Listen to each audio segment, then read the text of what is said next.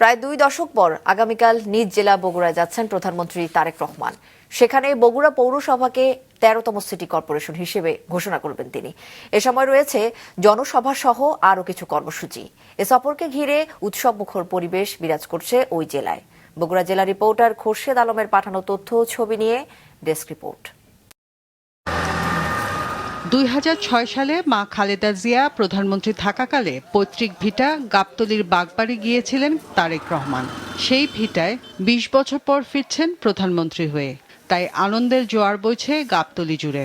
উনি যে ছেলে হিসেবে এই বাড়িতে আসবে, আমরা তো তাকে দেখতে পারবো দুই চোখ নয়ন ভরে, এটাই আমার সবচেয়ে বড় পাওয়া, আর কিছুই পাওয়ার আমার নেই। এমন আনন্দ গ্রামের লোক মনে করেন বিয়ে শাদীতে এরকম আনন্দ হয় না, তার চেয়ে বেশি আনন্দ মানুষ উৎসব করছে। বগুড়াবাসীর প্রত্যাশা 2 দশক ধরে এক প্রকার উন্নয়ন বঞ্চিত এলাকাকে তারেক রহমান নিয়ে যাবেন দেশের উন্নয়নের মূলধারায়। আমাদের এখানে একটা উপজেলা হলে সবচেয়ে একটু ভালো হয়। জনাব তারেক রহমানের কাছে তার বাবার প্রতিশ্রুতি, তার বাবার ওয়াদা হিসেবে উনি বাগবাড়ির উপজেলা একটা ঘোষণা করে যাবেন। আমাদের এই আশা এবার আগামীকাল ঢাকা থেকে বগুড়া পৌঁছানোর পর প্রধানমন্ত্রী তারেক রহমান শুরুতেই 150 বছর বয়সী বগুড়া পৌরসভাকে সিটি কর্পোরেশন হিসেবে ঘোষণা করবেন। একদিনের সফরে বিকেলে আলতাফুন্নেসা খেলার মাঠে জনসভায় অংশ নেবেন তিনি।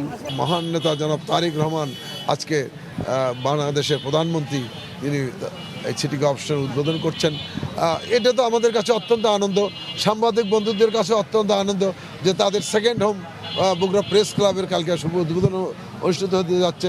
আমাদের এখানে যারা মুসল্লিবৃন্দ রয়েছে তাদেরও একটা আনন্দ যে বগুড়ার সবচেয়ে একটা বড় মসজিদ যেটি তিনি প্রতিষ্ঠিত করেছিলেন, তার অসমাপ্ত কাজগুলো সম্পূর্ণ করার জন্য তিনি আগামীকাল পুনর্নির্মাণ ভিত্তিপ্রস্তর করবেন এবং এই যে বগুড়া জসকোট সহ অন্যান্য জায়গাতে আরও অনেকগুলো উদ্বোধন করবেন। এই সফরে আদালতে অনলাইন জামিননামার উদ্বোধন সহ বেশ কিছু উন্নয়ন কার্যক্রম উদ্বোধন করবেন প্রধানমন্ত্রী।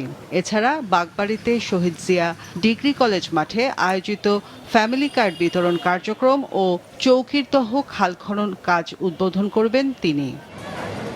মাছরাঙা নিউজ ডেস্ক।